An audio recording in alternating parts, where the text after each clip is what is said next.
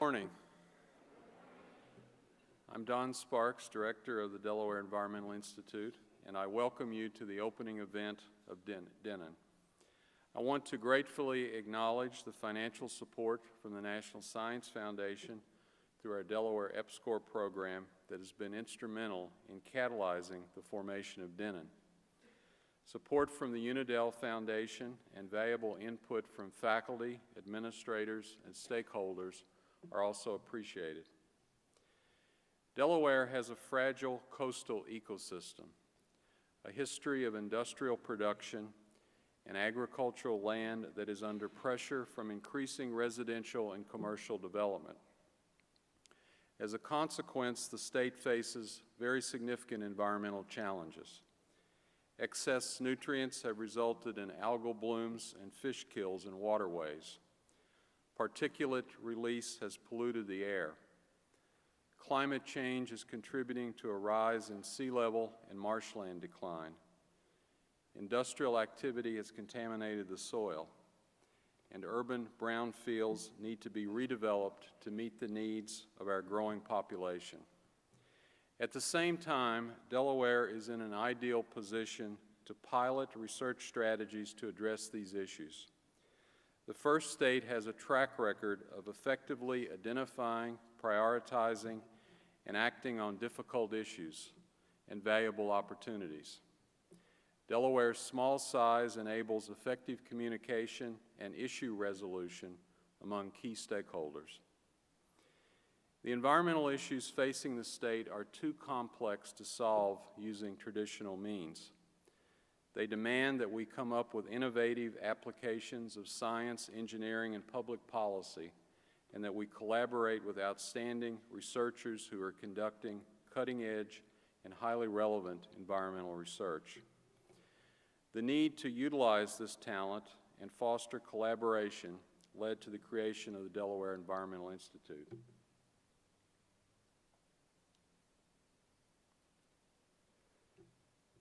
The mission of the Delaware Environmental Institute is to solve pressing environmental problems, address environmental challenges, and integrate environmental science, engineering, and policy. Working in partnership with each of the constituent colleges at the University of Delaware and other institutions of higher learning in the state, state agencies, and the K-12 school system, DENIN aims to add value to current efforts in research and student training and to reach out to the community, state and federal agencies, industry, and nonprofit groups. DENIN will strive to translate cutting-edge discovery research to applications that will serve the state's environmental needs and help create sound environmental policies while working with government and the private sector to create and promote green jobs and green technology. Research will initially focus on three areas: processes in the air, land, and sea interface, environmental forecasting and restoration, and ecosystem health and sustainability. We've recently received a $4.3 million award from the National Science Foundation to establish one of 6 nationwide critical zone observatories that will focus on carbon cycling and its role in climate change. Our major partner in this effort is the Stroud Water Research Center. To support ongoing discussions and exchange of ideas, DENIN will sponsor seminars, panel discussions, and roundtables that encourage dialogue between the academic community and the general public about pressing environmental concerns. A major conference on the ethics of climate change will be held next week here at the university. DENIN will benefit from input from an external advisory board comprised of distinguished scientists, engineers, and public experts from academia, government, and the private sector, including several members of the National Academy of Sciences and the National Academy of Engineering. The Executive Council, which is made up of administrative leaders at the University of Delaware, will also provide valuable advice to the Institute. We are also fortunate to have a council of fellows representing some of our most accomplished faculty members from multiple colleges within the University of Delaware. The natural environment is critical to human health. A vibrant tourism, a sustainable agriculture, economic development, and indeed our quality of life. And the launch of the Delaware Environmental Institute is a major step toward preserving and enhancing the environment for all Delawareans. In addition to the distinguished group of speakers whom you will hear from today, I would like to recognize several other special guests and ask that you hold your applause until they've all been recognized. Dr. Claiborne Smith, Acting President of Delaware State University. Dr. Smith. Dr. June Turansky, Dean of Instruction at Delaware Technical and Community College and a member of our External Advisory Board. And we're also pleased to have several other DENIN External Advisory Board members present, including Dr. Steve Berleski of the EPSCoR Director, Mr. Jeff Bross of Duffield Associates, Dr. Hugh Campbell, Director of Environmental and Chemical Management Programs at the DuPont Company, Mr. Mike Riska, Executive Director of the Delaware Nature Society, and Dr. Robert Taylor, Dean of Agriculture and Environmental Sciences at Alabama A&M University. Thank you very much.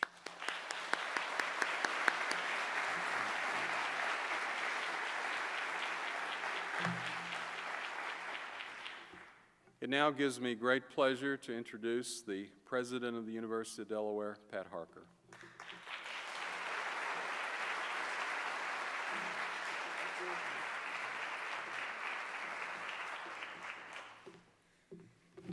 Well, good morning. Good morning, everyone. And I want to thank you all for coming out to celebrate the launch of the Delaware Environmental Institute. I want to talk just briefly this morning about how UD will support this institute. And I can think of no better place to start than with the man who just kicked it off. When we asked Don Sparks to head up DENIN, we knew that there was no one better for this job.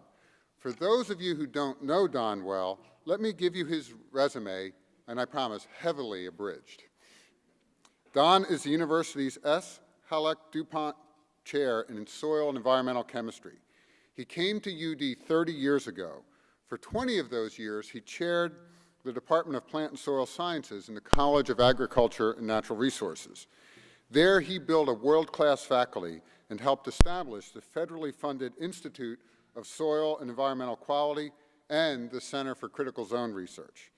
Don holds joint faculty appointments in the Department of Civil and Environmental Engineering, the Department of Chemistry and Biochemistry, and the College of Earth, Ocean, and the Environment. His research in soil chemistry is internationally known. His textbooks and prolific publications are required reading for many, and his awards are too numerous to mention. He just got back this week from a 17-day junket that took him literally around the world, from China to Germany and then to Canada. But it looks like his jet lag has subsided, and he's ready to go and launching DENIN. It was important, and I think it was critically important, that we have a person of Don's prominence lead this institute, to raise the institute's stature and kind, and to bring unparalleled energy and innovation, collaboration, and credibility to our efforts. So Don, I can't thank you enough on behalf of the whole university for eagerly taking this on. Thank you.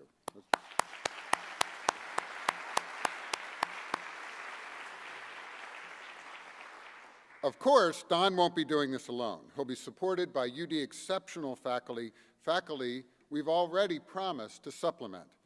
We've made a commitment to hire faculty who will strengthen UD's environmental enterprise, faculty who truly believe in and engage in interdisciplinary environmental scholarship and research. We've also made a commitment to fill an endowed chair in the environment and to search as broadly as we need and recruit to UD an environmental scientist or engineer or economist or policymaker of such esteem that his or her presence would in turn recruit others and make UD a true hub of cutting-edge environmental study. And I have some exciting news to share in this regard. Earlier this week, we celebrated the decade-long tenure of former UD Board of Trustee Chair Howard Cosgrove. In his service as chair, he was a powerful advocate for the university's environmental programs and for the resources that those programs deserve. As we honored Howard, the Unidel Foundation announced that the Environment Chair would be named for him. It's among the highest honors this university can give, and we are indebted to many, first to the Unidel Foundation for its enormous generosity, and of course, to Howard for deserving it. And so now we're beginning the search for the Howard E. Cosgrove Chair in Environment. I'm excited by the momentum this hire will gain for us, and by the intellectual and the creative capital it's sure to bring to this campus. Including our many valued partners and advisors, whom Don just mentioned, I think it's good to a good overview of the people who will be part of DENIN. But let me not just talk about people, but also about place, a project that's been one of our most critical priorities. Of course, what I'm talking about is the Interdisciplinary Science and Engineering Laboratory, slated to open on the corner of Lovett and Academy in 2013. This 200,000 square foot green building will house DENIN and the UD Energy Institute, alongside of state-of-the-art research and teaching labs, classrooms, and collaborative workspaces. If you look, and you'll get a chance to do this in the months ahead, if you look at the architectural design, you'll see that the whole point of this building is to encourage engagement, integration, and collaboration, exactly what environmental scholarship demands. This space is meant to blur the lines between disciplines and to tear down the walls, literally and metaphorically, between instruction and research, so that research is being conducted in one lab that provides content for the curriculum being taught literally next door. Students will learn through real-world problem solving because this is how we know that this is how we cultivate innovation and we sponsor real change. That commitment to interdisciplinary study is evident also in our academic offerings. UD's Energy and Environmental Policy major is the only undergraduate program in the region that integrates policy analysis, economics, social and natural sciences, and engineering, so that graduates have cross-cutting skills they need to really shape the nation's sustainability conversation. Our BS in environmental science has a rigorous math and science focus, but includes courses in social science and policy to help students put natural science processes into the social, political, and institutional frameworks in which we will consider these environmental issues. The BA in environmental studies uses an integrated foundation in the social sciences, humanities, and natural sciences. And we're now building graduate programs predicated on these same interdisciplinary principles.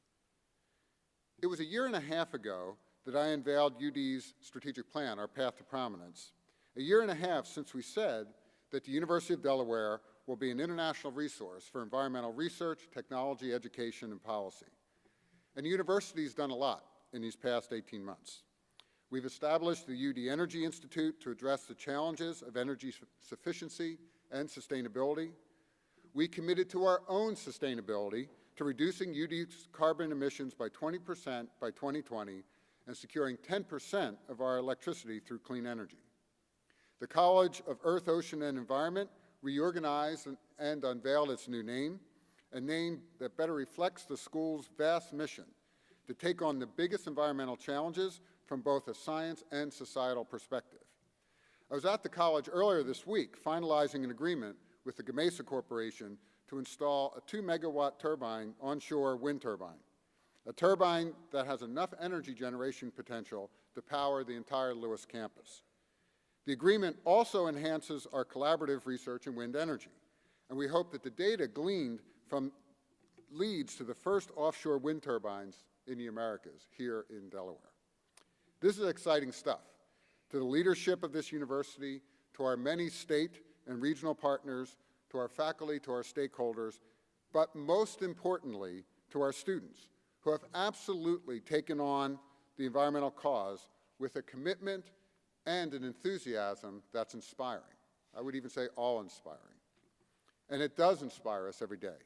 It inspires us to make DENIN, this institute, the nation's resource for cutting-edge environmental research, and to make our students the nation's new sustainability leaders. Thanks for being here.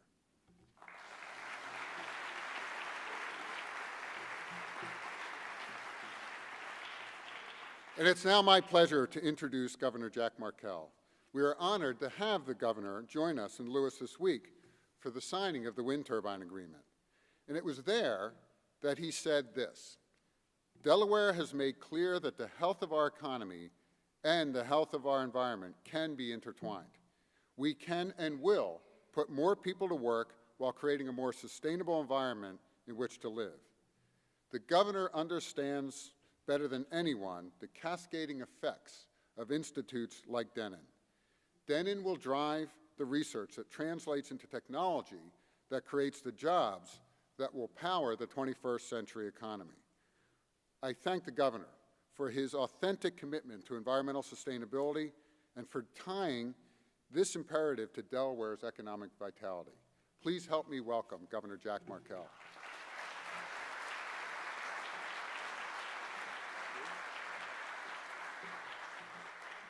Well, thank you, President Harker. The bad news is everything I was just about to say was part of that introduction. So, and this idea of having our environmental health and our economic health so intertwined is exactly right, and that's really the most important point that I could possibly make. What I do want to say is that I congratulate Professor Sparks for the creation of DENIN. To everybody at the university, I'm so glad you showed all those pictures because I think this idea of collaboration is so important.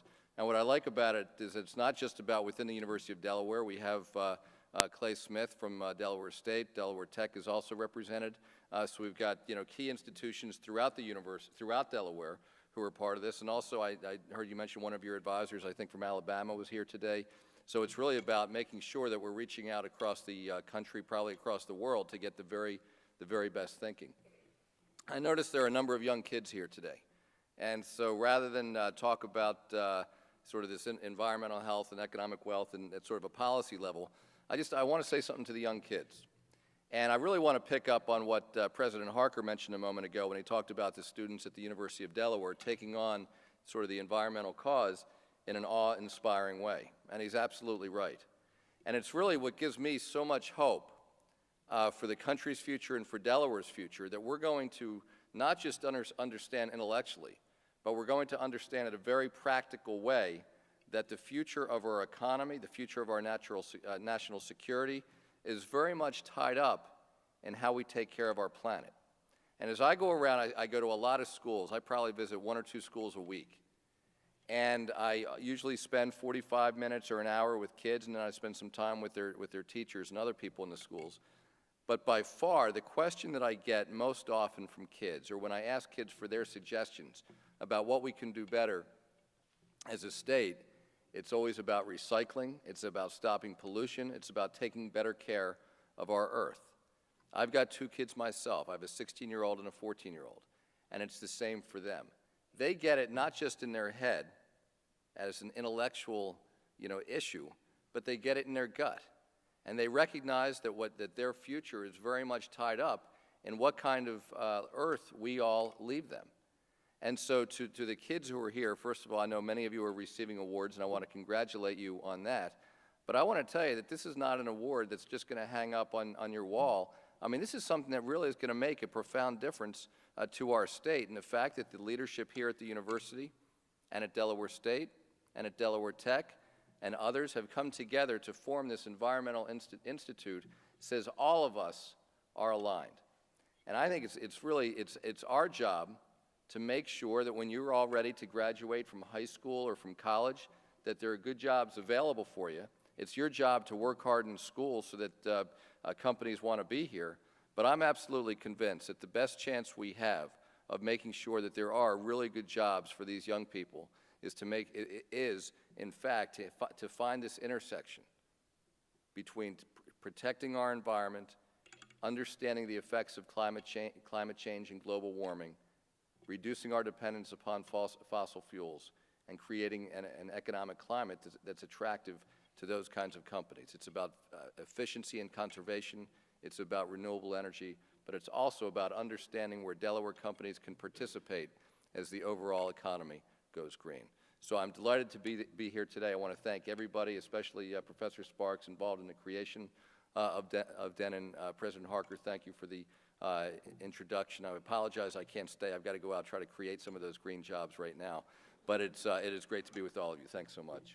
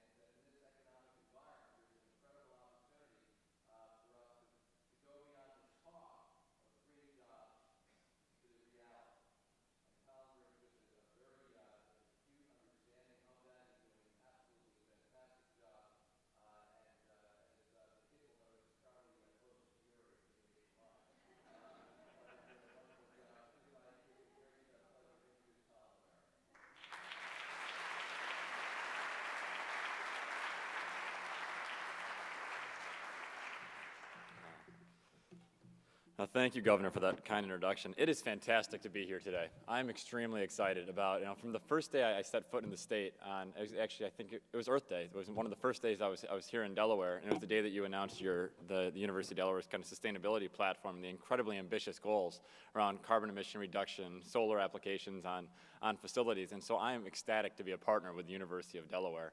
And I think that the one step that I'm really excited about with DENIN, with the Environmental Institute, is that you're bringing together all the different pieces that we're going to need to align in a very constructive way if we are going to take on the challenges that are going to face us over the next 10, 20, 30, 50 years.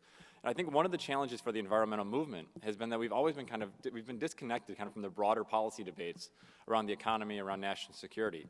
As the Governor and President Harker said, now we need to figure out a way to take this tradition of activism and really put it at the center of our public policy debate, because as we start looking at the challenges around sea level rise, around biodiversity, habitat loss, and other climate impacts, this isn't traditionally just a one discipline challenge to solve anymore. It really is going to require all of us from all of our different disciplines, whether it's from engineering and chemistry and physics, hopefully identifying the renewable resources of the future, to our folks in geology and different kinds of land management programs, looking at the soils, and then our hydrologists and our folks doing ocean policy. And then we have the social science side of this. It really is going to take all of us working together across disciplines, across agencies, across levels of academia, across levels of government to really confront this new climate reality that we are entering into. Delaware will be more affected by climate change proportionally than any other state in the country because of our low-lying profile. And my friend from Florida might disagree. My friends from Florida might disagree.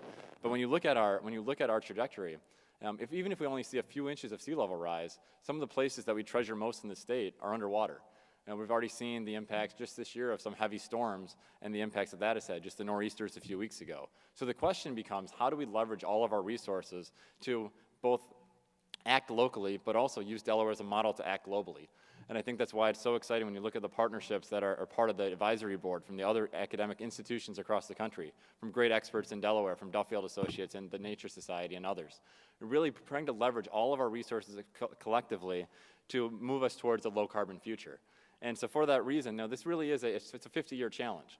And so, we have to make sure we're taking aggressive steps actively, and that's why I'm very pleased today to be able to award some of the young students who had great projects and proposals to be recognized today during this kickoff. And I'd like to invite some of them up as I give them their awards, because it really is the next generation. As the Governor said, every time I speak in front of an audience, the kids get it. And I think the big challenge is, how do we make sure that, as the old saying goes, that we're viewing the earth not as something that we inherit from our parents, but really as something that we're borrowing from our children. the children in this state understand this. The students I've met in very different environments understand that the world that they're entering into is a place for concern, and that, you know, if we don't address this problem holistically, the challenge that we're setting ourselves up for without proactive action really are daunting. And that's why I do applaud the University of Delaware for taking this kind of proactive step and becoming a leader and not just talking the talk. Because as the governor said, the talk around the green economy is pretty cheap. But folks that are actually making investments, leading by example, that are actually doing the hard work and showing that the clean energy solutions, the more sustainable practices aren't going to be, you know, detrimental to the economy, as so many people say, but are really going to be the driver for us to kind of reinvigorate the American economy, improve our national security, and make sure that we have a planet that we can bestow to future generations and leave it a little better than we left it right now. So with that, let me please begin to introduce some of the fantastic students that are being awarded today.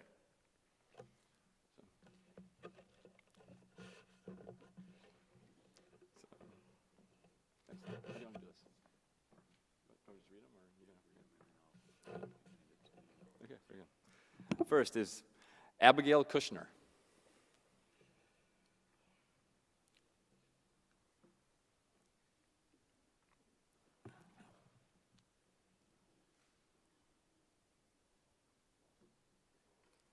Joshua Barkley. Do I just stay up here? Yeah, I understand. Adriana Maria Myers.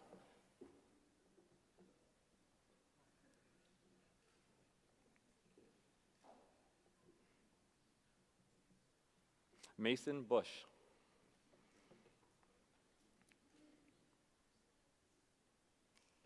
Jade Avalone.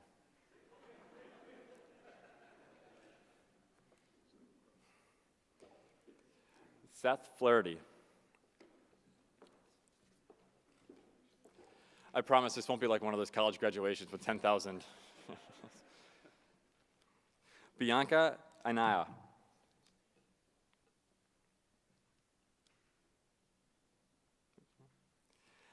Edwin Garcia Alonso.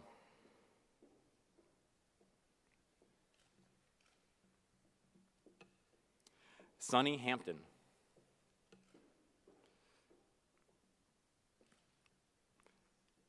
Nate Hollett. I feel like I need more of the vital statistics, like, you know, a 5'4" point guard from the Sandra Lopez. Eddie McLaughlin. Andrew McNatt.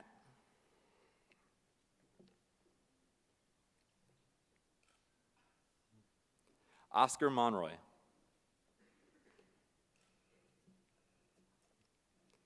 Kayla Nelson.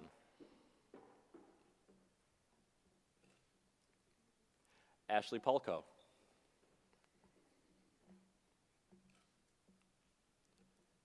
Madison Ridgway.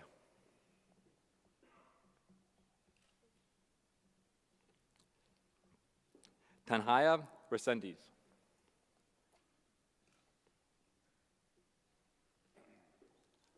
I'm sorry, Tanya. Jessica Scott Desari.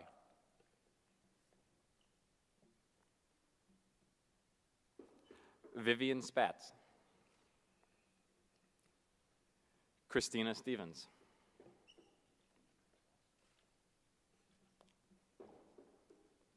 Brian Sutton. And Denise Tankle.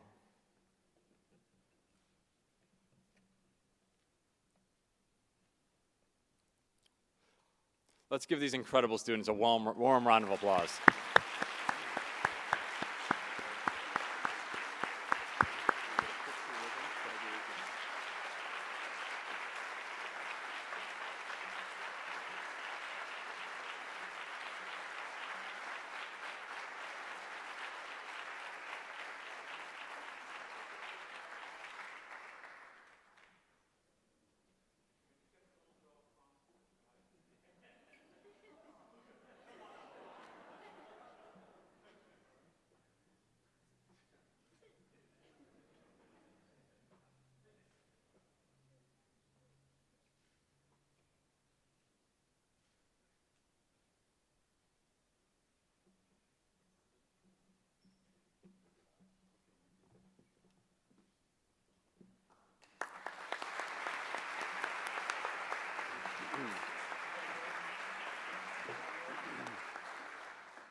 wanted to mention, it wasn't mentioned earlier, but the young people that were recognized earlier, I wanted to let you know that we had a statewide contest, and they submitted posters, and a number of these are out in the tent, so you should look at those. And not only were they given a certificate this morning, but their schools, the winning schools, will also receive a $300 cash prize, which they can use for whatever purpose they deem appropriate. So I wanted to make sure all of you knew that. It's now my pleasure to introduce the Provost of the University of Delaware, Tom Apple.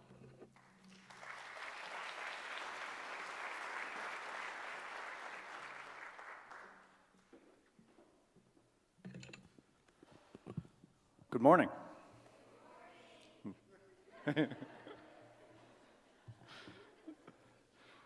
Thank you, Don, for inviting me to say a few words this morning. And I'd like to add my congratulations to you on your appointment as director of DENIN, the Delaware Environmental Institute, and on your organization of this really impressive launch event. At the University of Delaware, we strive for excellence in everything that we do. And this institute exemplifies the excellence of our work in the environmental arena. Today is the culmination of a 3-day focus on environmental sustainability. The University of Delaware is at the forefront of world colleges and universities in implementing our climate action plan. And it's been great to spend these days learning, reviewing, and exchanging ideas about what we as individuals and communities are doing and can help do to save the planet. From our Green Liaisons program, we had over 90 Green Liaison volunteers, to the student videos, we're working to make a difference in our world. These efforts are multidisciplinary and involve all sectors of the university. They reflect our core values as set forth in the Path to Prominence and as mentioned earlier by President Harker. And wasn't it wonderful to see the school children accept their awards this morning? I extend my congratulations to all of you. The university's partnership with the K-12 education sector is one way that we're reaching out to the citizens of the state of Delaware to foster an awareness on environmental issues. The participation here today of Governor Markell and Secretary O'Mara and the chief executives of our other Delaware institutions of higher education, our other state officials, is an indication of how valuable these collaborations are by the stakeholders in Delaware. I commend all of you who have joined the Delaware Campaign for the Environment. Of great importance also are our connections with the national laboratories and federal agencies. We rely on them for support and assistance with our projects.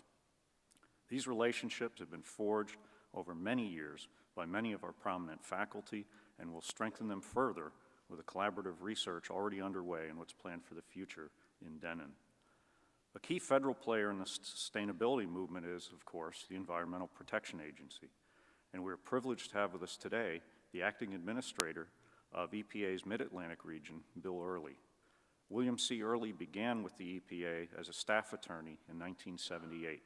Since then, he has served EPA in many capacities, including section chief and branch chief in the Office of Regional Counsel, deputy regional counsel, 10 years as a regional counsel, and 2 stints as acting deputy regional administrator in 2001 and 2006. In the 1990s, Bill chaired EPA's Title VI task force, developing a framework for investigating and deciding cases of discrimination based on race, color, and/or national origin.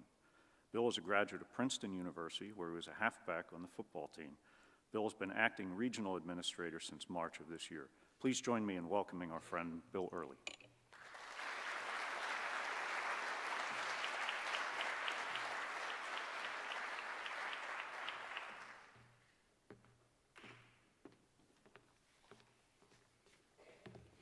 Good morning. Thank you, Provost Apple, for that very gracious introduction.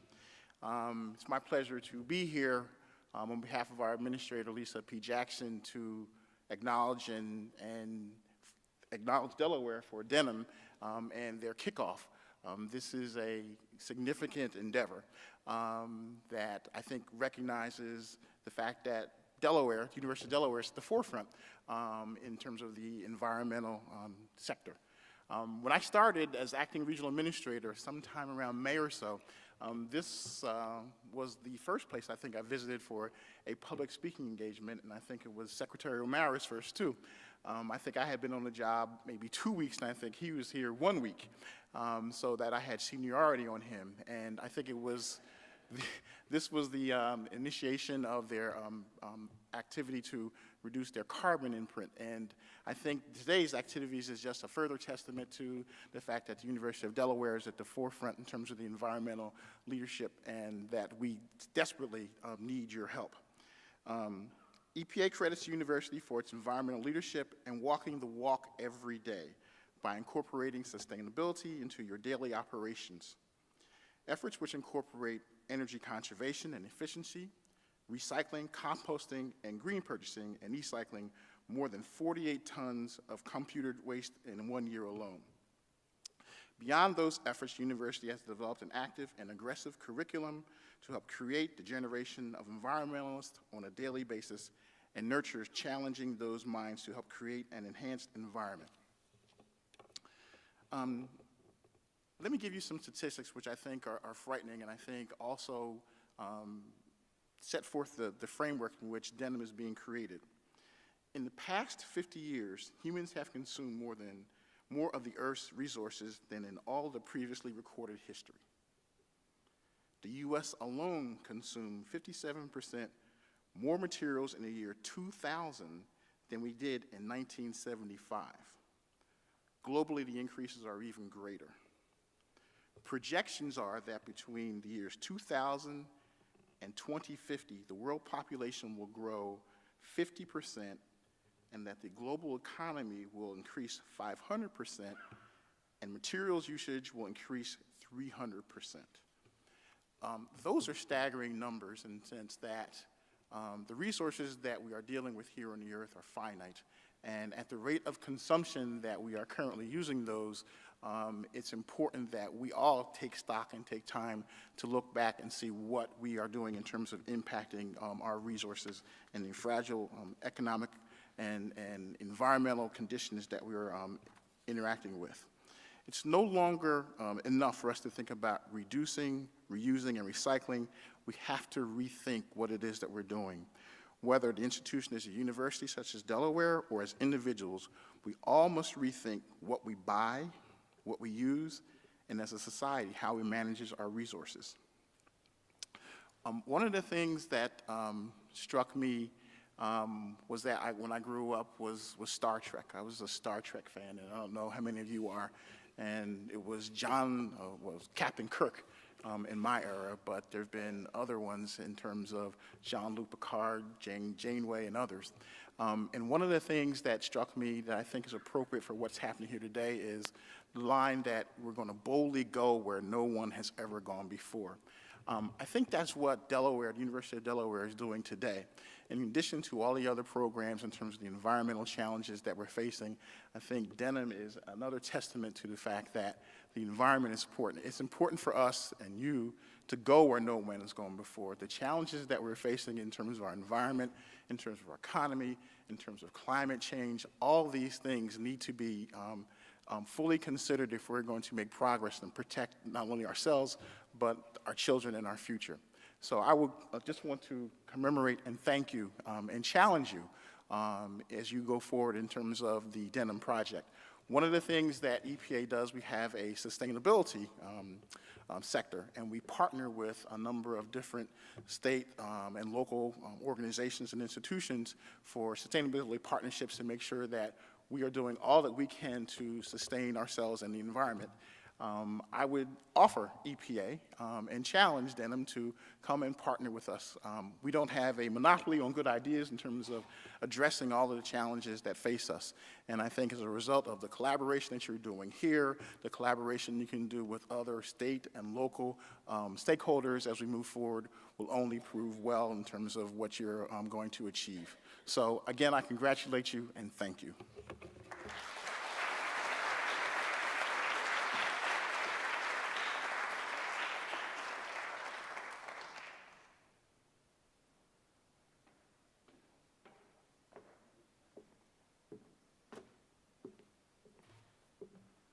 Thank you very much. We're indeed fortunate to have two distinguished scientists with us today who will speak on major environmental research frontiers. Our first speaker is Francois M.M. Morel, who is the Albert G. Blank Professor of Geosciences at Princeton University. He received his PhD degree in engineering sciences from the California Institute of Technology. At Princeton, Professor Morel has served as director of the Princeton Environmental Institute and as director of the Center for Environmental Bioinorganic Chemistry. His research focuses on surface chemistry and photochemistry of trace elements in natural waters and biogeochemical cycles of nutrients and trace elements. He is the author or co-author of over 200 scientific papers and book chapters and the author of the widely used textbook, Principles and Applications of Aquatic Chemistry. Professor Morel's honors include membership in the U.S. National Academy of Sciences, Fulbright and Guggenheim Fellowships, fellow of a number of scientific societies, and he's a distinguished alumnus from the California Institute of Technology. It gives me great pleasure to introduce Professor Francois Morel.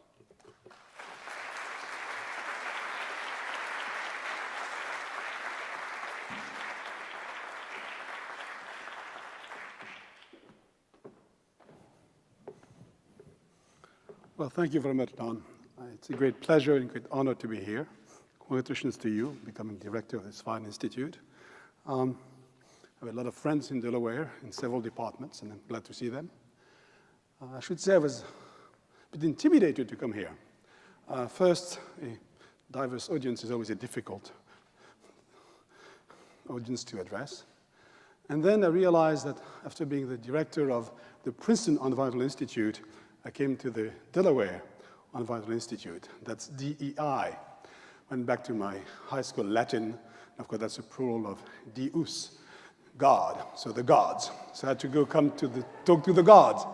Well, that's hard, you know, talk to the Elysian fields of Delaware and talk to the gods. But that was nothing. You can still handle that, mumble Latin or whatever. And but then I came here and I sat quietly over there and I realized actually I had to talk to grade school children. And if you want my take on this, no university professor is smart enough to talk to grade school children. So it's a very difficult thing. We'll try to manage, but feel free to not fall asleep and ask questions. This is a pointer, I gather. Let's see. No, that's okay. What does that go? This must be pointing something. Okay, that's very good. So that's my title. My God, it's big. Jesus. Okay. Ocean acidification. You all know about the question of the buildup of greenhouse gases in the atmosphere and the change in climate that's occurring because of it. There's another change occurring because of it, and it's called acidification of the ocean.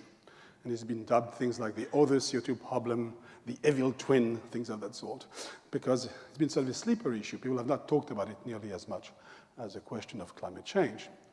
And so today I'll talk about it, and I'll do some chemistry. And I know for a fact that it is the most hated subject among most people. If you ask people when they finish college, your most hated subject is always chemistry. So that it works. I will do a lot of chemistry today, and you can interrupt me. All right, so on the thing here, you have a couple of things. One, we'll come back to it, is the chemistry diagrams of the carbonate system of seawater, acid-base chemistry in seawater. We'll come back to it. And then you have two organisms here, two of my favorite organisms in the sea. They're macroscopic things, a few micrometers in diameters, and they actually are responsible for making organic matter. They are the plants of the ocean, and they're very small and very important.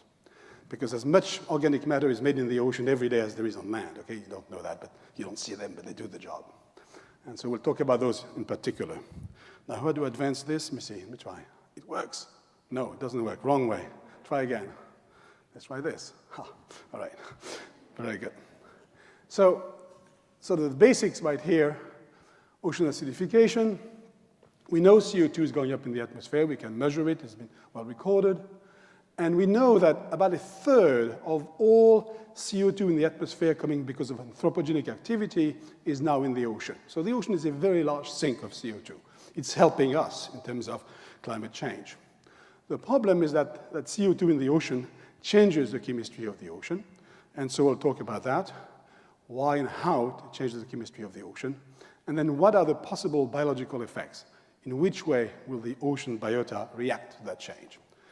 On the right, we have a truncated record of CO2, which I took from IPCC, starting about 10,000 years ago, and now very stable, and this rather dramatic increase resulting from human activities. Here's the chemistry. So put your seatbelts on and hang with me. We'll do it. Carbon in the ocean, carbon dioxide, CO2, bicarbonate, HCO3 minus, carbonate, CO3 2 minus. Those are the form of carbon in the ocean, okay? And you see CO2 is part of that.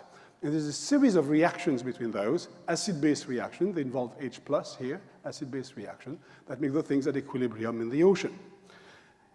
It turns out that in the ocean, this is a diagram of CO2, bicarbonate, and carbonate, at a pH of about 8.1, most of it is bicarbonate, a fair amount of it is carbonate, and a little bit is CO2 in solution, okay? And you have to know that those are the species that set up the acid-base chemistry of the ocean. It's really how it works. So it turns out that when we put CO2 in seawater, it is the carbonate system that reacts mostly. So roughly, we've added in surface seawater about 48 micromole per liter, don't worry about the number, the units, of CO2 in the seawater. I'm stuck? No, okay. The main reaction turns out to be that this CO2, which is an acid, right, it produces H+, reacts with carbonate, which has at the base, to make bicarbonate. It turns out that those two species react together to make bicarbonate. So most of the CO2 that goes into seawater is neutralized by the carbonate.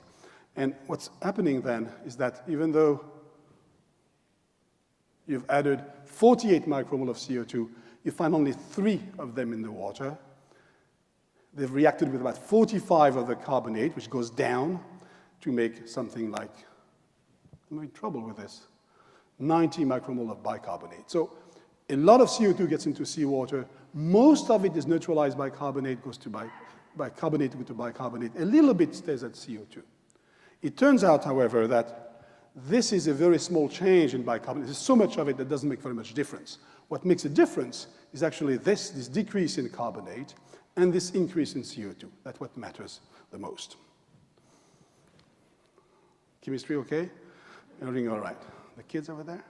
You're fine, right? You're with me. They're with me. You guys are not, but they're with me, okay? All right. The pH goes down. pH, you love remember pH, what it means, blah, blah, blah. Well, about 0.1 unit since the beginning of the last 150 years or so. Down by 0.1 unit. All right, so what are the effects then? There are 3 major effects of that CO2 in the ocean. CO2 goes up. Well, you would have guessed that, right? Not much chemistry for that. You guys understand that, right? CO2 goes up, it goes up. H+, because CO2 is an acid, dissociates, goes up. So that means the pH decreases, it becomes more acid. Seawater becomes more acidic. And then this is more subtle, but the carbonate goes down. And the reason that's interesting is because in the ocean, we form the mineral calcium carbonates.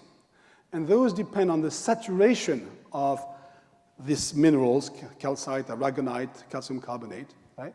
And the saturation depends on this funny formula, calcium times carbonate over some constant. And since this is not changing at all, this goes down, so there is a number that goes down, which means that the calcium carbonate tends to precipitate less in the ocean. And that's important because calcium carbonate is an essential part of the skeleton and the shells of a number of marine organisms. So it matters to us how easily you can make this particular mineral. I'll talk about it in reverse order, 1, 2, and 3. But before I do that, I want to show that there are data. So many of you know this famous record of CO2 started in 1960 at Mauna Loa, this little mountain in Hawaii, in which this beautiful record of CO2 going up and down with seasons, and you see the increase since 1960 to now. And that's a famous record. And no talk about global change can be given without this particular slide. You cannot avoid it.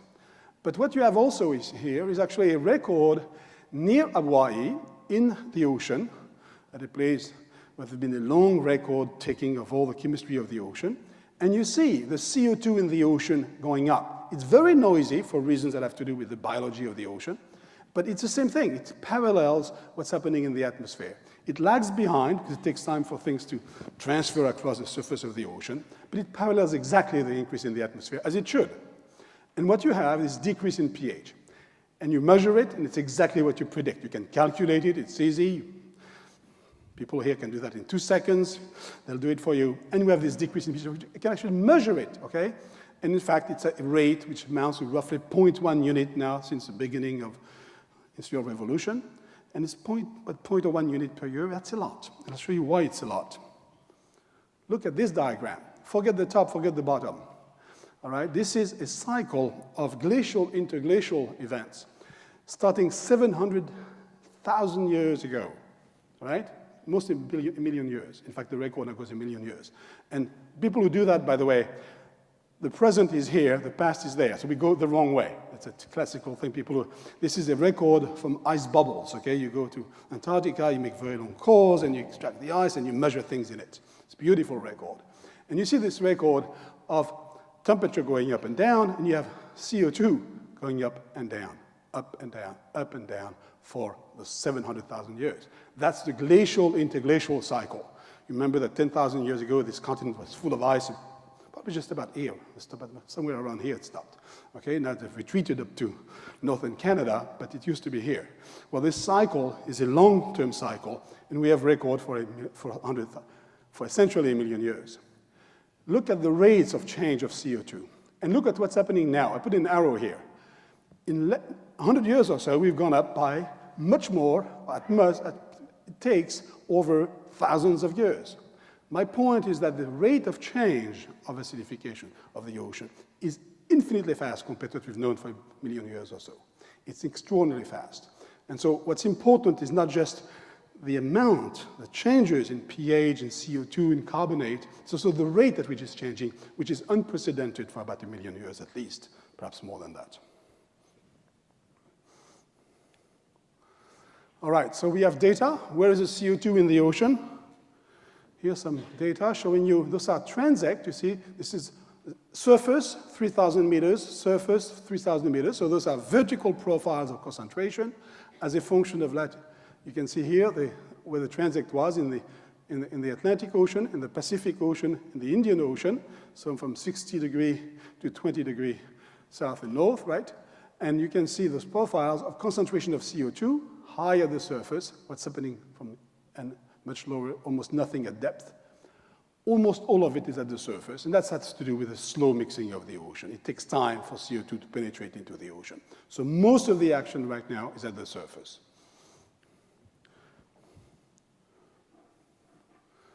I'm not sure I want to deal with that. Never mind.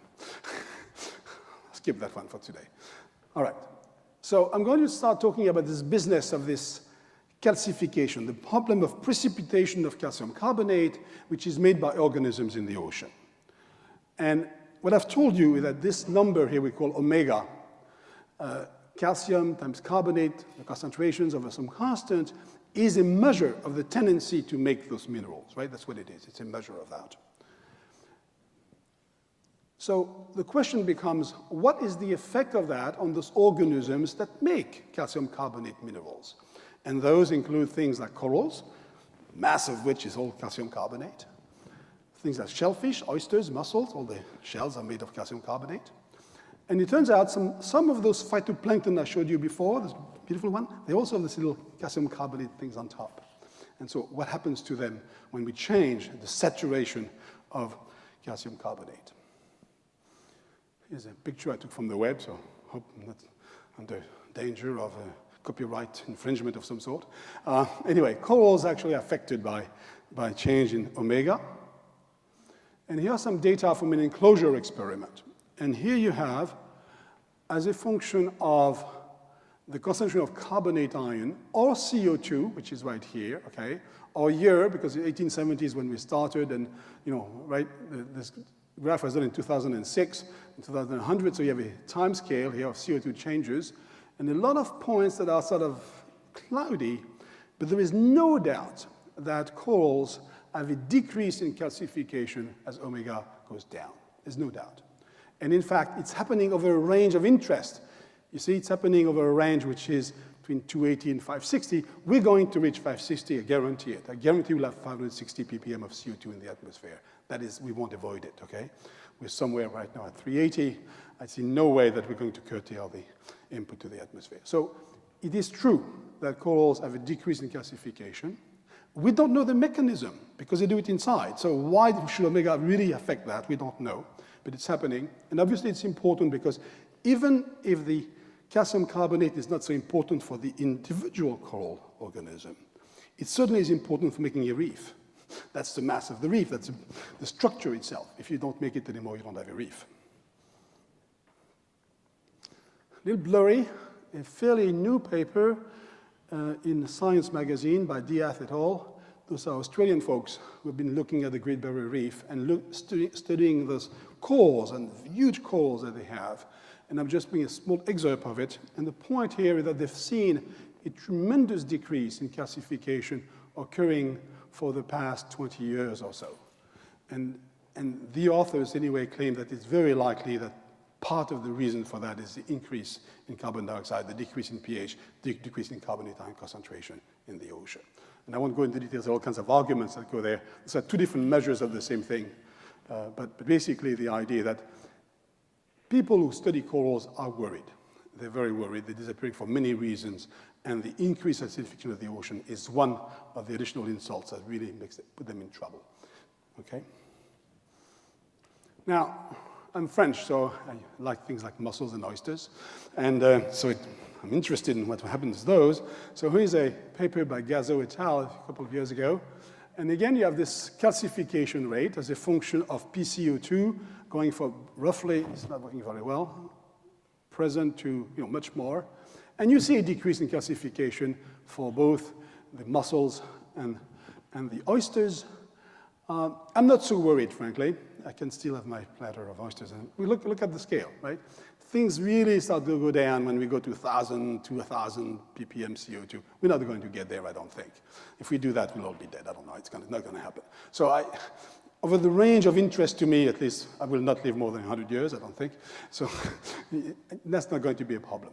So there may be an issue, but it doesn't seem to be dramatic for those organisms. And if you know something about growing oysters and mussels, you know that they grow pretty well in somewhat brackish water with low pH. I'm not so worried. They should be fine.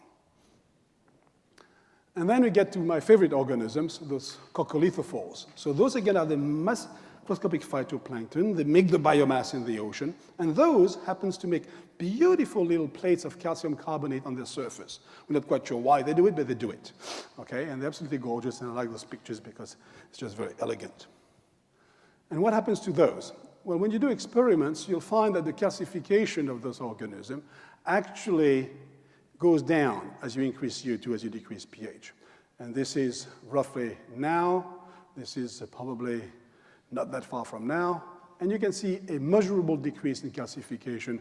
And you can see in the picture of this organism that, in fact, at the high pH, at the low pH, the high CO2, there is something happening to this little carbonate plates. They're not functional, there's damage and so forth.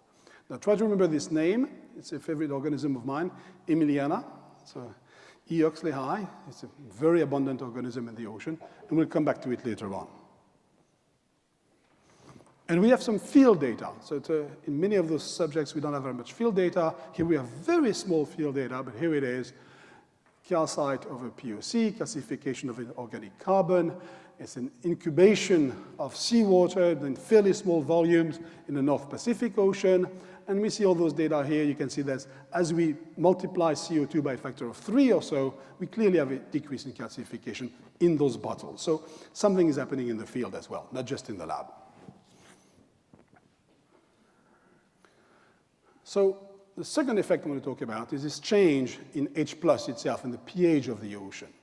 And for those of you who don't remember your chemistry, you probably remember that pH is sort of a master variable in the chemistry of water. You know, it's what controls almost everything about the chemistry of fluids. Your blood has a very well-fixed pH, which changes a little bit with CO2 and oxygen. So oxygen will come out and CO2 will come in and vice versa. The pH is the thing that's really a master variable for the chemistry of water. And so we have reasons to worry that even small changes in pH might affect things in the ocean. And the kind of changes we're talking about is decrease in pH by 0.3, perhaps 0.5 units, increases by a factor of 2 in the concentration of the hydrogen ions, perhaps a factor of 3. Those are the kind of things that we can predict for the next 100 years or so. So I'm going to first talk about purely chemical effects, and I'm going to choose iron. I like iron. It's a favorite element of mine. Everybody needs iron. You have plenty of iron in your body. All those organisms in the ocean need iron, and so it's an important element for the growth of plants in the ocean. It also happens to be an element whose chemistry is very much acid-base dependent, the pH dependent. So I put those reactions here for you. Again, you see a reaction with H+, the hydrogen ion, you see, which we're going to change. And you see that the ion has this form of hydroxyl ions, FeOH, FeOH4, FeOH3, FeOH2, and they change depending on the pH. So there's a tendency to form more or less of those species, which are the major species of iron that are not bound to organic matter in the ocean, depending on pH. It's what's one element that's essential, that is a chemistry very sensitive to pH. And iron is important because we know now that large parts of the ocean have a productivity, a rate of formation of organic carbon that depends on iron, is limited by iron. And all those areas you see here in red and green, in sort of pale green and green, are areas where there's plenty of nitrate and phosphate, but things don't grow because the iron is too low. We know that now. So there's large parts of the ocean where iron is actually the limiting element for the growth of plants in the ocean.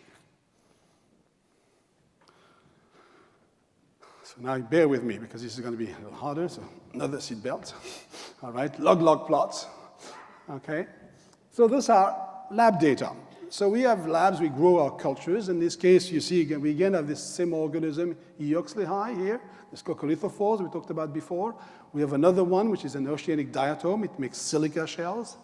And we grow it in the lab all the time, and we grow it in a particular medium. That medium contains something called EDTA. I'm sure DuPont makes EDTA. I'm sure they sell a lot of EDTA every day. So it's a very common compound. It happens to bind metals, and it's very useful for us to control the chemistry of things like iron in our medium. And what you see here is that this is the concentration of iron from 1 to 1,000 nanomolar, okay? Same here. And this is the rate of uptake of iron by those organisms. And what you see is that here is a curve, which increases, of course, is increasing iron at the normal pH of seawater. If you decrease the pH, you clearly decrease the uptake, and fairly dramatically. This is a log plot, so this is a factor of 5 at least, right? It's a very large decrease. Same is true here.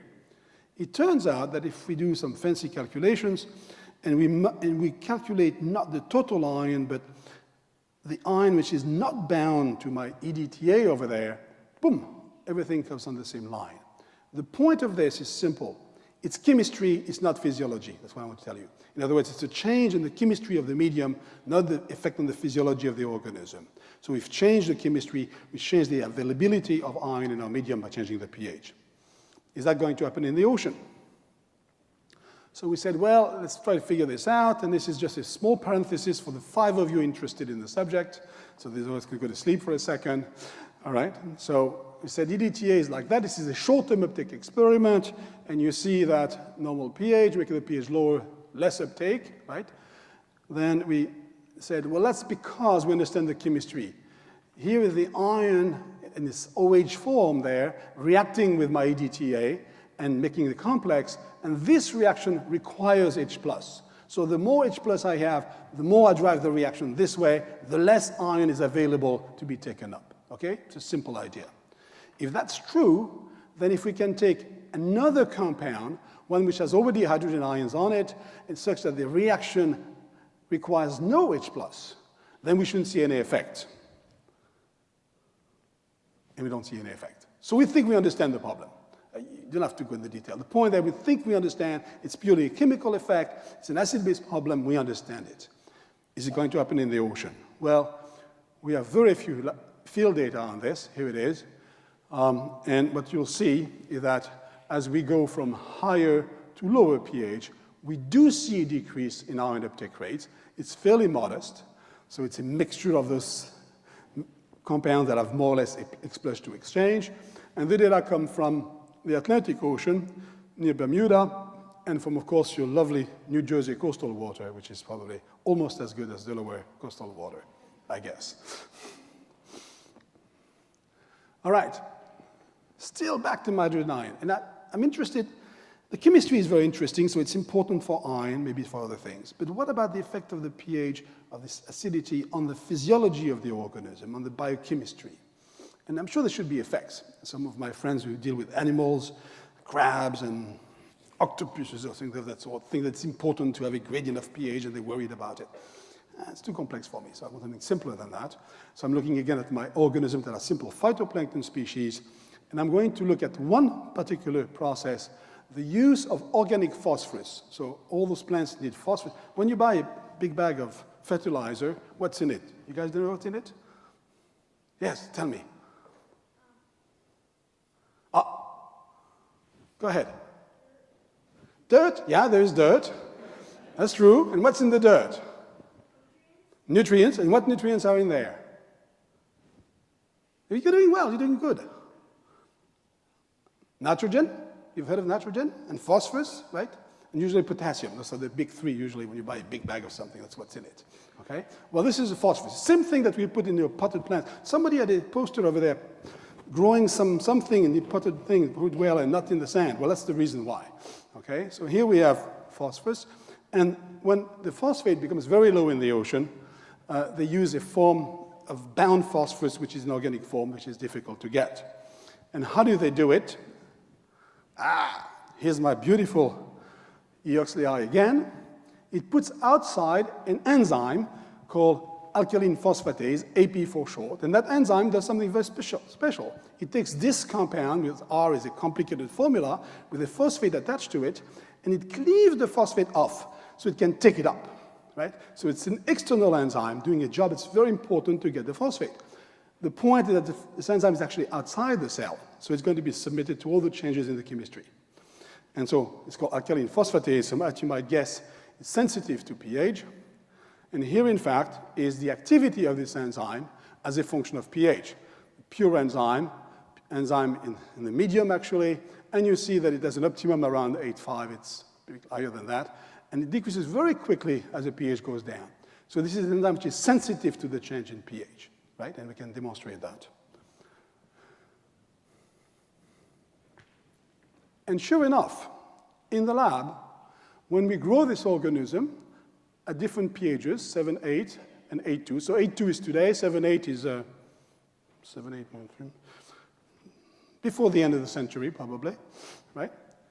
What do we have? We have that clearly there is a decrease in growth rate and in alkaline phosphatase activity.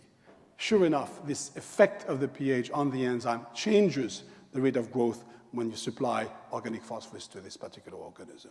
So that's a real effect. All right, the last thing, and of course it should be the first one, right? We put CO2 in the ocean, forget pH, forget iron, forget all that, you're going to increase CO2. Now, you guys over there, the photosynthesis. So what's in plants? What do plants do? Yeah.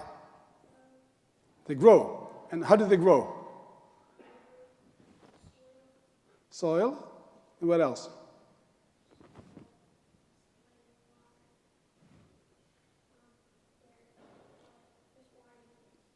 Water? Is something else that they need from the air? No, from the air. Sunlight, that's very good, yeah? CO2, they take in CO2. They make, it's exactly right, they make the material out of the carbon out of the air. Well, in the ocean, they have to take carbon out of the water, right? The CO2 from the water, that's what they have to do. And so, if CO2 goes up, it turns out we have reasons to believe that perhaps it will affect the growth of plants, because that's what they take. And we think that for a fairly complex reason. Yeah, you're going to hang with me a little bit. And that's because there's a particular enzyme, which is one of my favorite enzymes, called rubisco. Ribulose, bisphosphate, carboxylase oxygenase. It's a huge enzyme, lots of enormous enzyme. It's also extremely ancient, probably started evolving 3 billion years ago, something like that. It's a very old enzyme. And it's responsible for almost all carbon fixation, all formation of organic carbon on Earth, to a first approximation. It's also a lousy enzyme. It's a terrible enzyme. Here's the active center. It's a magnesium enzyme. It has a magnesium ion. And you can see on here, you have the bisphosphate, you have the CO2 coming in for the reaction. And this enzyme is very bad. Its ability to bind CO2 is very low. It needs 30 micromolar to do well. There's 10 micromolar in the ocean. No good. It's very slow, 3 per second. You know, you could run 100 yards with that. Okay. And then oxygen competes with CO2 for the active site. So it was a fine enzyme 2 billion years ago. There's lots of CO2 and no oxygen. It's a lousy enzyme today. So organisms have tried to deal with this. And for example, we've worked on a system which exists in diatoms, and I won't go in details, but the point of it is to take things in seawater and put a lot of CO2, build up the concentration at the site of fixation, at the site where the enzyme has to work. Right? So we have to put a lot of work into this. If we increase this, right? If we increase it, it should make it easier. That's the point. So maybe they'll grow faster. And here is a set of data. One of my postdocs got that recently. That shows the growth of this same E. Oxley high. Remember the same pretty one with all the things around? And this whole different set of isolates. Those are picked up in Pacific Ocean, Atlantic Ocean, Indian Ocean, coastal waters from different places, and grown at different pHs. 7.8 is a low pH. 8.1 is pH today. And every time, you can see there is a faster rate of organic carbon production. Right? So they do better. So they actually do better. In fact, it's one of the most sensitive organisms to the increase in CO2. You may recall that the same organism did less calcification. You can see it here. This is the inorganic to organic carbon ratio. And you see, of course, it goes down as you decrease the pH. So there's reason to believe that this organism actually will grow faster because of higher CO2. We're actually fertilizing the ocean with CO2. People have done experiments that from in Norway, they've put together a big, huge enclosure system to do all kinds of experiments on acidification. And many Europeans go there and do experiments and do long-term experiments. This one was published fairly recently. The experiment lasted 0 to 25 days. That's a long-time experiment. And here is the normal pH. This is the lower 2 times CO2 and 3 times CO2. And what you can see that over a number of days, eventually, the amount of carbon fix actually increased in the low pH treatment. So they do see that in those enclosure experiments where they don't control the organism. All kinds of things grow in there, including my friend E. Oxley high also grows in there. And there's an old paper published in Nature in 1997. And those are people you can get from the name. They actually came from Sweden. And they did experiments by a lot of replicates in the same place. You know, many experiments to get a good error bar. And what you can see in here is that here's the control, the normal CO2. Here's a lower CO2 and higher CO2 and big error bars and everything. But you see an increase in the rate of carbon fixation actually as you increase CO2. So there's plenty of data to show that there is modest increase in the rate of growth of plants in the ocean as you increase CO2. So I'll get to a conclusion, which is a little wishy-washy, you'll see. Hard not to be in this case. All right, first, the changes in CO2 concentration, in pH, and in saturation of calcium carbonate in the ocean are occurring at a rate that's not been seen for a very long time, at least 1 million years, okay? So it's very fast compared to the rate at which organisms can evolve, geochemistry can catch up. It's very, very fast. those changes affect biological processes in the ocean. We've seen gasification, we've seen nutrient uptake, we've seen carbon fixation, photosynthesis. So we know those are affected over the range of interest. We don't have to go very far. It's the range of interest predicted for the next 100 years or so. And this is a wishy-washy part of it. What are the consequences? Well, we don't really know. We're pretty sure that coral reefs are going to be affected. They're going to be affected already. But for the rest, we really don't know. Why? Because effects on individual organisms then have a tendency to propagate through ecosystem in ways that are just either damped and nothing happens very much, or multiply and we don't know how. And so the question of the ecosystem response is a very difficult one, and I'm not willing to say too much about it. But certainly, there are reasons to think there will be effects on ecosystems in the ocean. And I thank you.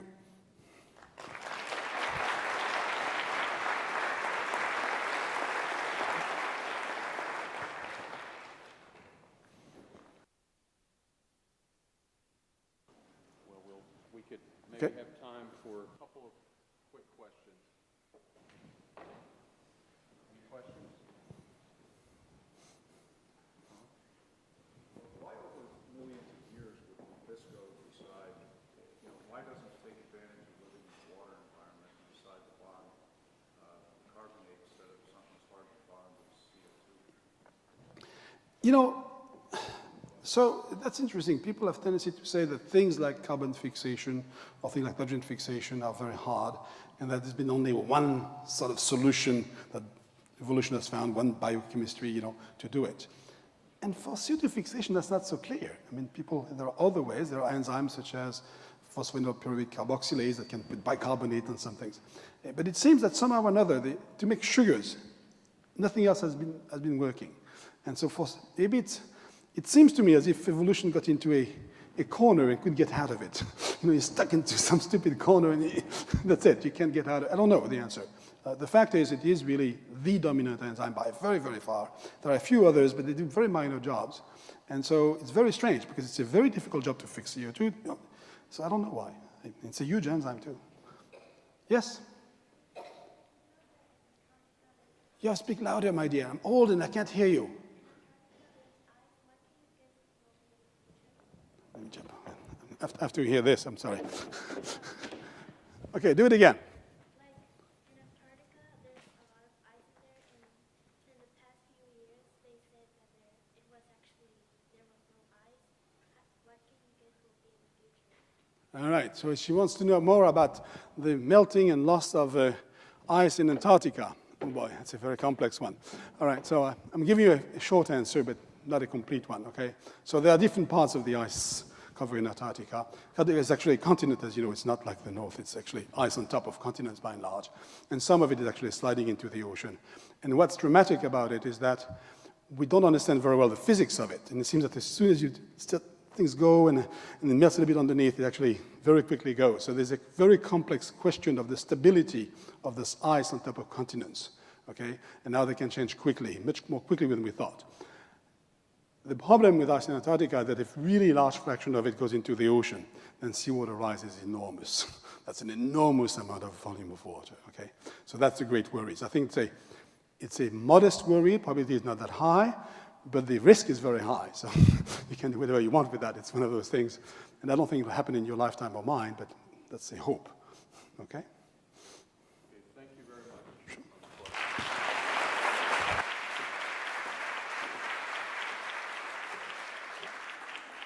Thank you very much for your excellent talk.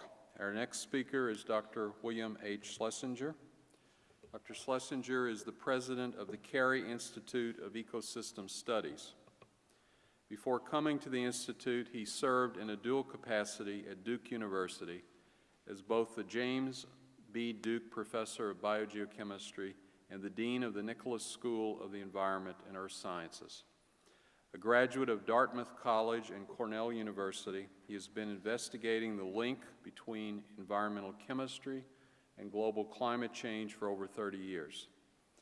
His recent research focuses on understanding how trees and soil influence atmospheric carbon dioxide levels. Dr. Schlesinger is the author or co-author of over 180 scientific papers. His textbook, Biogeochemistry, An Analysis of Climate Change, is widely taught at the university level. Findings from his research have been featured on NOVA, CNN, and NPR, and in the pages of Discover, National Geographic, the New York Times, and Scientific American. His distinctions include elected membership in both the National Academy of Sciences and the American Academy of Arts and Sciences, and he's also the past president of the Ecological Society of America and an Aldo Leopold Leadership Fellow. It gives me great pleasure to introduce Dr. Bill Schlesinger.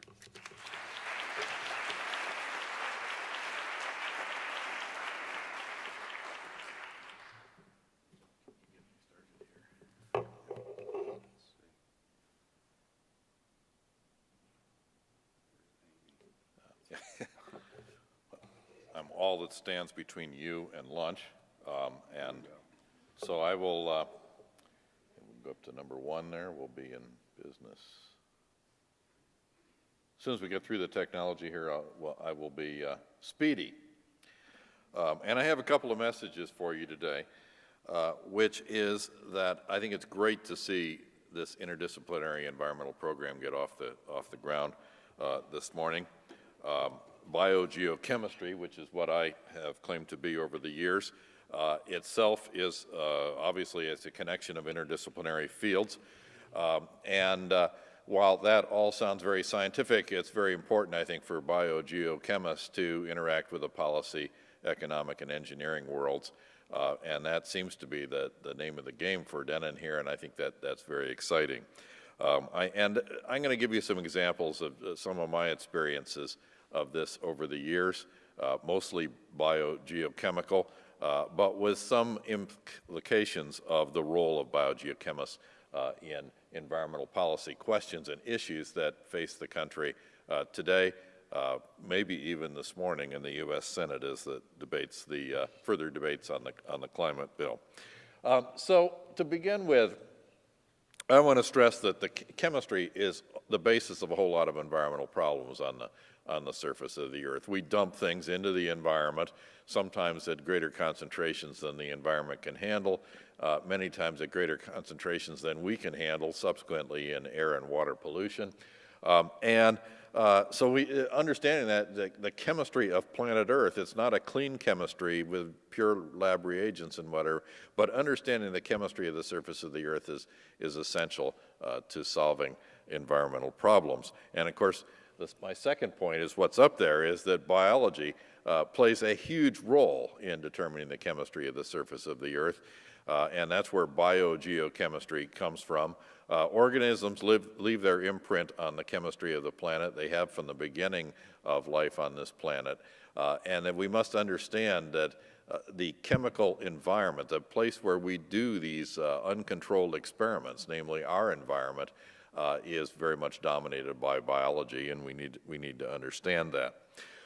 Now, one of the most sobering influences of biogeochemistry from my perspective, and it shows a link between the biology and the geosciences part of this, is that if you take the total amount of carbon on the planet Earth and the crust and upper mantle, where the vast majority of it is, and you say, okay, well, that's the building block of the biosphere. You and me we got a lot of carbon in us. How did we get that? Well, as we saw from Dr. Morell's talk, somewhere along the line, a plant fixed it using Rubisco, and it got into plant tissues and then get passed up the food chain. But if you look at the total amount of carbon to the crust of the Earth, that's the reservoir upon which the biosphere must depend. And then you say, okay, well, what enters that reservoir? Well, at least for the last 500 million years, probably longer, carbon has been deposited in ocean sediments in both organic and inorganic form, and we can take an estimate of what the rate of deposition is today as an entrance of carbon into the crust and mantle of the Earth. And you can see it's about 1/2 times 10 to the 15 grams of carbon per year. That's derived from lots of painstaking work by oceanographers around the planet. And the result of that is a greater amount of carbon has been deposited in those ocean sediments through time than currently is estimated to be there. And that's a long way of saying that most of the inventory of carbon on the planet has spent at least some time in the biosphere, and that we and our continued persistence of the biosphere on planet Earth is very much dependent on tectonic activity. In other words, we're depositing carbon in the crust of the Earth, but we're also depending on the uplift of sediments to form new land and the return of carbon to the atmosphere in volcanic emissions and into the biosphere by rock weathering and the like. So we're intimately tied. The persistence of the biosphere is intimately tied to the geologic activities below us, without which there's ample time for biology to have put all the carbon on the planet into the sediments, and it would be there, and we wouldn't be here talking about these kinds of issues this morning. So that's my first pitch for biogeochemists, is very much incorporate the geosciences in whatever you do here, because it's essential to understanding the environment of today and how we're going to deal with future environmental problems. Okay, now, arrive on the scene, Homo sapiens. I've been studying for a number of years the cycle of elements on the surface of the Earth, the movement of materials from land to the ocean, into the atmosphere, back to the land. Certainly that's been going on since very early in Earth's history, well before Homo sapiens arrived on the scene. And we can calculate what the biotic cycle, how much stuff would be moving around on a planet before humans achieved their current population size or began the Industrial Revolution. And these are all on 10 to the 12 grab units, teragrams per year. And you can see there's a lot of carbon moves around. That would be the rate of plant uptake of carbon on an Earth without humans, land and sea. Or conversely, if you're not so much into plants but into decomposers, it would be the return of carbon to the atmosphere by the activity of fungi and bacteria and other things that break down organic matter and return it to the atmosphere. Nitrogen uptake, your body has probably 6% nitrogen content by dry weight, and that nitrogen got into the biosphere somehow, undoubtedly through a plant root on land or through the uptake of nitrogen out of ocean waters. And so this is an estimate of what the total amount of nitrogen circulating on the planet would be pre-industrial. Now, what I've simply done here is to add a column that suggests what the human mobilization of some of these elements is today. In other words, enter Homo sapiens.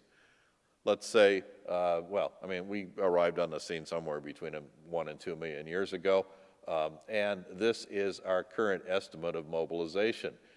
In the carbon column, that's our ability to mine coal and oil and natural gas out of the crust of the Earth and add that carbon back to the cycle at the surface of the planet that supplements the amount that would be cycling there normally.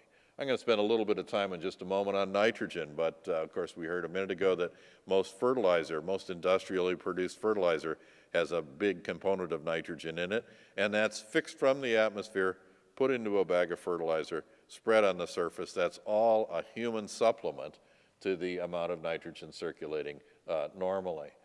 You can see down here in chloride, there's an enormous human mobilization of chloride at the surface of the Earth. We're just about to start the snow season, where road salt is used to melt snow and ice. Nearly all of it is used in that process globally. So very, very small mobilization of chloride naturally in this planet. Doesn't even show up in those units, but a very large human increment to that. And these are the percent, the imprint of Homo sapiens, you and me collectively, 6.7 billion of us this morning, on the geochemical cycle or the biogeochemical cycle at the surface. All of our interest in the effect of carbon dioxide on climate is driven by just shy of a 7% perturbation of the natural carbon cycle of this planet. So it doesn't take big percent changes by humans to actually leave a big imprint on the characteristics of our planet. Nitrogen's just shy of 2% imprint, and yet we're seeing eutrophication of coastal waters, pollution of groundwater, excessive levels of air pollution in certain regions as a result of that nitrogen mobilization. Congressmen, senators, you know, they need to know these kinds of things, and they need to know that we have a science that is an active science that can say what the human imprint on the chemistry of the surface of the earth is, where it comes from, what effects it might have, and what might be done about it if those effects are bad for humans or bad for the environment. Let's take a little bit of an example of a look at nitrogen here for a moment. Nitrogen production has increased steadily since the process of industrial nitrogen fertilizer production was discovered around World War I. It increased dramatically after World War II and has continued to increase on into the present day. The top line here is human population over the same interval. I don't want to go on record here this morning and say that fertilizer production is bad. In fact, you could pretty much say that we wouldn't be feeding 6.7 billion people on the planet today if it hadn't been for this enormous increase in the use of nitrogen fertilizer on the planet. But it does produce a dilemma for us, because as we produce lots of it and further impact the natural nitrogen cycle on the planet, we may suffer in other ways, in human health effects and loss of fisheries and the like. One of these ways is if you look at the United States and you say, well, where is fertilizer used dominantly? And a large portion of it is used out here in the central Midwest, particularly on corn and wheat. Here's the state of Iowa. That has a very deepish orange color. That shows up as ammonia. A certain fraction of fertilizer that's used is volatilized to the atmosphere as the gas ammonia, and you can measure that as the ammonium concentration in rainfall. That's what's plotted here. And higher ammonia in rainfall is shown in increasing orange color. So the ammonia or ammonium concentration in rainfall very carefully and closely tracks the application of fertilizer in the United States. But of course, as the winds blow from west to east across the United States, and you look at where that ammonia is deposited, so get one fix of that on your retina, and you look at where it's deposited at a considerable distance east of the central points of emission out here in the Midwest, and extends on into the Northeast, into the state of Delaware and the like. And so a perturbation driven by fertilizer application in agricultural lands shows up over a much different, much larger area, in this case in the lower 48. And we can say, well, what effect does that have? Well, as you rain ammonia or ammonium out of the atmosphere in places where you didn't expect to be applying it, in other words, you put the fertilizer on in Iowa and maybe a certain fraction of the ammonia rains out over the state of New Hampshire, what effect does that have? And of course you can say, well, that might fertilize the growth of forests. Is that good or bad? And that's where the biogeochemists can come into the picture and help answer that as a question.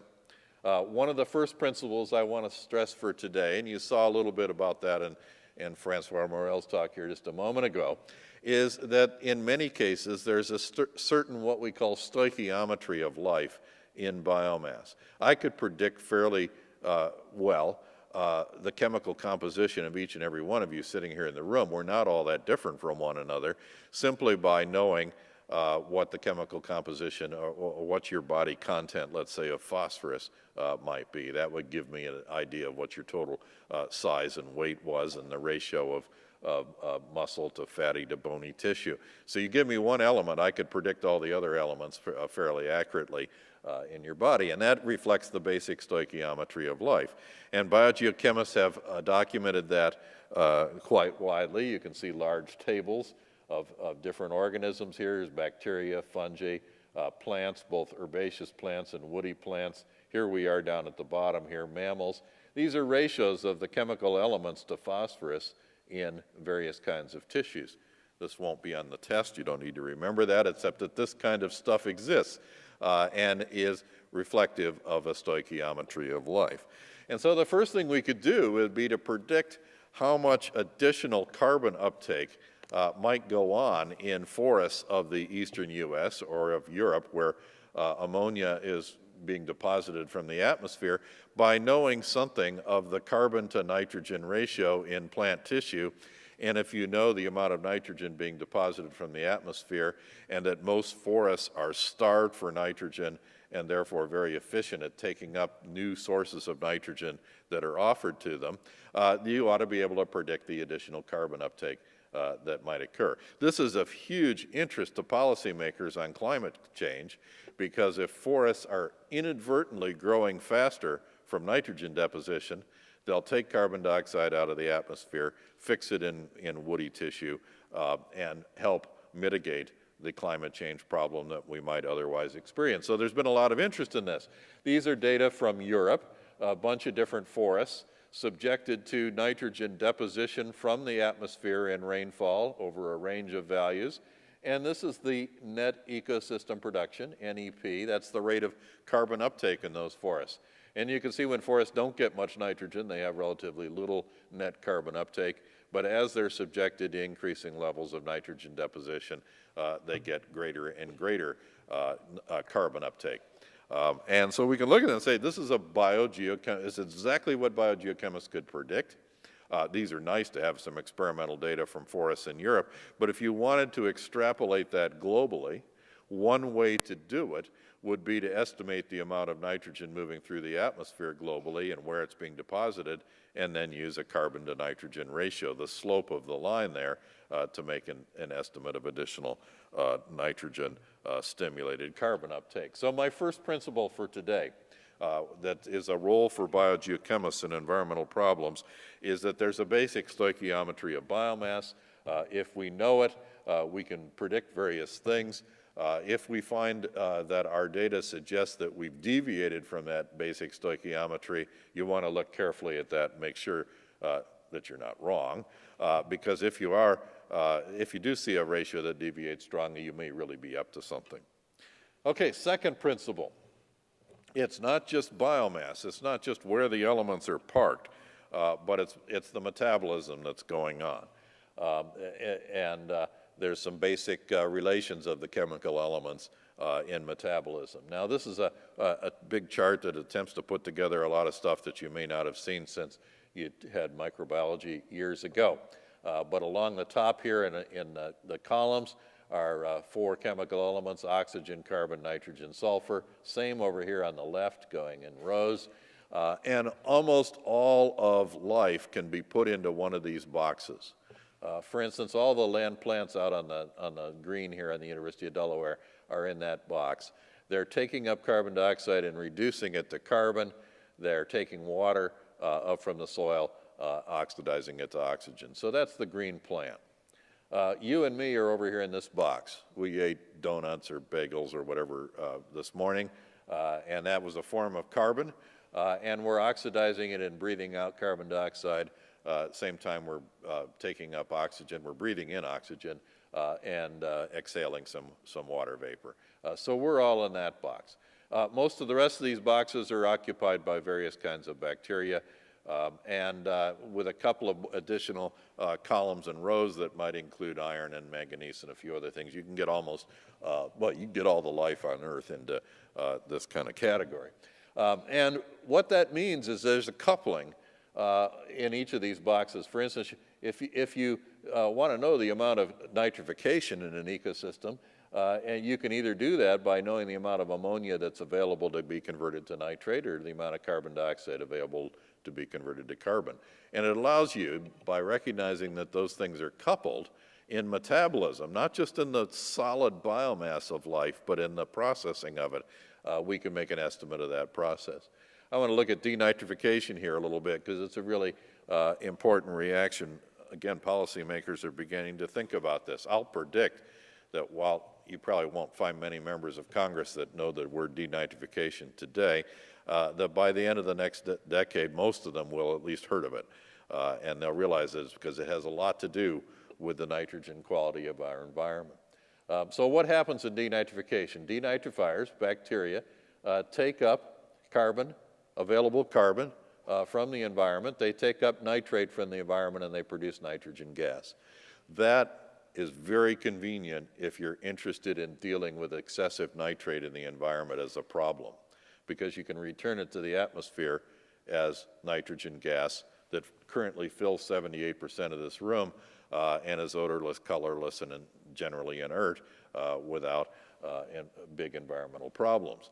And so it's very interesting to think about how could we stimulate denitrification, how could we understand the rate at which it's occurring, and it's not easy to measure because the product of the measurement you have to measure against the background concentration of 78%. So the slightest leak in your apparatus will essentially contaminate the process. So it's out there, it's important, and yet it's very difficult to measure.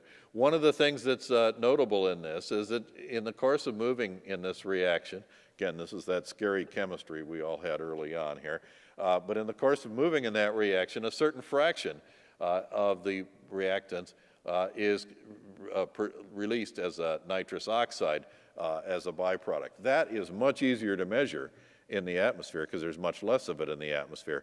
It's also interesting in its own way because it is a greenhouse gas. It contributes to the potential for global warming of the planet. So there's a lot of interest in that stuff. But what that means is that if you know the percent of nitrogen moving through this reaction that ends up as N2O, you can back calculate the amount of N2 that was produced that would otherwise be very difficult to measure. And so my second message for the biogeochemists out there is you can help policymakers estimate and understand some of these things that are very difficult to measure in nature by remembering the coupling of metabolic processes by microbes, by biogeochemistry. Here's nitrous oxide rising in the atmosphere, so it's a problem gas all by itself. But really, if this is a budget for global nitrogen, and this is sort of pre-industrial nitrogen cycle and the human impacted nitrogen cycle, but if you want to get an estimate of denitrification, either the natural background rate or the human induced rate there, and be able to contribute to the policy making that might stimulate a greater denitrification, preservation of wetlands, the kinds of things, the places that denitrifiers like, that you can do that by thinking about coupled metabolic processes. Okay, my third message for today, I'm going to move through that slide quickly in the interest of time. Third message of today is that biogeochemists have a lot to contribute to the current interest in using geoengineering on a global basis to solve some of our environmental problems. I'm going to give you one example that I think was very bad, and another example which ought to be regarded as very questionable, where biogeochemists should have had some input, could have had some input, and brought to the table on this. The first one is there's been a huge interest in fertilizing the world's oceans with iron to stimulate the growth of phytoplanktons in the ocean. And those phytoplanktons would take carbon dioxide out of ocean water by the processes that Francois talked about and dump a certain fraction of that into the deep sea where it would get buried. And of course that might be a useful way to mitigate climate change. And so some very large experiments were done. I like big time environmental experiments. Very large experiments were done where iron was spread on the surface of the ocean in the eastern tropical Pacific and down around Antarctica, spread off the back of oceanographic vessels. I've been on one oceanographic vessel. I guess I'd be a little nervous that the second one was that close, but you know, such as it was. And in fact, on the right was the control sample on the left is the control sample, on the right is the sample of surface water fertilized with iron. A huge response. And so the theoretical prediction looked like it might play out in nature. Big bloom of algae in that. Okay, now enter the biogeochemist in this. This is where biogeochemists, I think, came to the table, offered some input to this problem that's worth thinking about. The current estimate of productivity of the world's oceans, something on the order of 50 billion tons per year, or 50 times 10 to the 15 grams of carbon per year. The amount of that sinks to the deep ocean through the thermocline and gets preserved is about 15%, so 7.5 billion metric tons, roughly, best estimate of what sinks through into the thermocline. Which means if somebody charged you as a policymaker, I want to store an additional billion metric tons of carbon in the ocean, you've got to get this from 7.5 to 8.5 sinking through the thermocline. So you're looking at an additional billion tons going through the deep ocean. And you can say, okay, well, if the preservation rate is only 15%, that's going to require an additional 7 billion metric tons at the surface. So this would go from 50 to 57. That would allow 15% of it to sink through the ocean and contribute to the carbon sink. And of course, what the biogeochemist might say was, how much iron would that take? And how could you do that? So we want to produce 7 billion metric tons of dead phytoplankton sinking through the thermocline. There's various ratios that have been measured of the iron to carbon ratio in biomass. Remember, this basic stoichiometry of life. It's not absolutely constant, but it's predictable. This is the range of values reported in the literature from lab studies or field studies. And that allows you to multiply the carbon by the iron to carbon ratio and get an estimate of the amount of iron it would take. And in both cases, 1.6 times 10 to the 11, 4.2 times 10 to the 12, those are very, very small fractions of the total amount of iron mined from the surface mines on the planet today. Looks good from a biogeochemical point of view. Mercifully, I think this idea has pretty much been beaten down because it has huge impacts on the marine environment in other ways, in terms of upsetting the food chain in marine environments and other effects that we don't appreciate from the simple biogeochemical point of view. But biogeochemists can play a role in at least a first cut at whether something like this was at least reasonable to consider. In this case, I think listening to biogeochemists all by themselves would have been a mistake, and that, this is my ploy to say biogeochemists have an important role to play, but they're not the only role. Marine biologists and marine economists and the others have played a big role saying, okay, this is a small fraction of the amount of iron we mine, but it's got other problems to consider. Okay, second example. Suppose we wanted to get an additional billion metric tons of carbon into the world's soils by fertilizing them. In other words, suppose we say we can't get a billion metric tons in the ocean, that'd be bad for the ocean. Suppose we could put it in the agricultural soils. So we want to get the same billion metric tons of carbon in soils, agricultural soils. This is the current terrestrial primary productivity. It's very close to the same as the productivity in the ocean. On land, about 50 billion metric tons per year. The preservation ratio in terrestrial soils is actually relatively low, 0.8 of 1%. And that reflects the efficiency of decomposition in the presence of oxygen. So to get an additional billion metric tons in soils means that you've got to have an additional 75 billion metric tons of primary production on land. In other words, you've got to more than double plant productivity on the land surface today if you're going to have an additional billion metric tons left over to store in soil. So that's what we'd have to stimulate. That would be the stimulation. We'll move that down over here. We'll realize that plant tissues are roughly 1 part nitrogen to 50 parts carbon. So to do that would require 1.5 times 10 to the 15 grams of nitrogen fertilizer being added to those soils. In other words, if you're going to stimulate agricultural plant growth by that amount, by fertilizing, that's the amount of fertilizer it would take to do it by the stoichiometry. And so we'll move that down here. That's the fertilizer we're going to produce.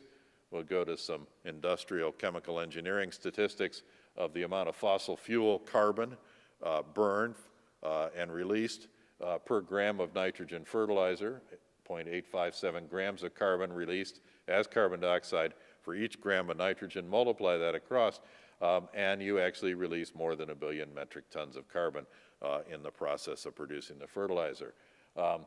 Biogeochemists should basically be saying, this is not a good avenue to pursue.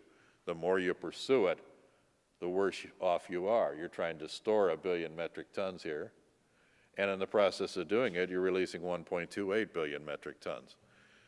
I would like to think that the U.S. Senate today that's debating agricultural subsidies for just this kind of approach might have some biogeochemists there as expert witnesses.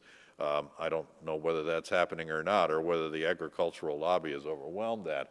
But biogeochemists need to be part of the cadre of people, along with policymakers and environmental economists and biologists, that bring these kinds of issues to the forefront. And so my fourth and final message today is there an increasing role and fruitful role for biogeochemists in environment. I think that's what makes DENIN so appropriate and so timely. I tell all young people this is a bright time to be entering this field in any number of realms: chemistry, engineering, policy making, economics. This is a time to be an environmentalist, but it's important to be able to talk across the disciplines and to understand that whatever you're a specialist in won't be the only game in town in terms of contributing to the solution. I would give the final pitch that biogeochemistry has come of age. I'm happy to be at a place where we specialize in almost nothing but biogeochemical studies, and equally happy to be here today to share all those thoughts with you. And I congratulate you on getting this off the ground, and I think it'll have a great future. Thanks.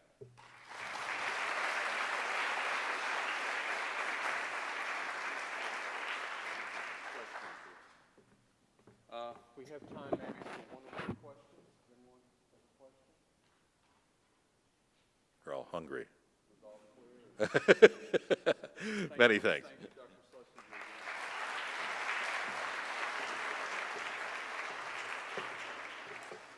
Okay, well, I think we've had a great morning, and I really want to thank all of you for being here and participating. Special thanks to all of our speakers.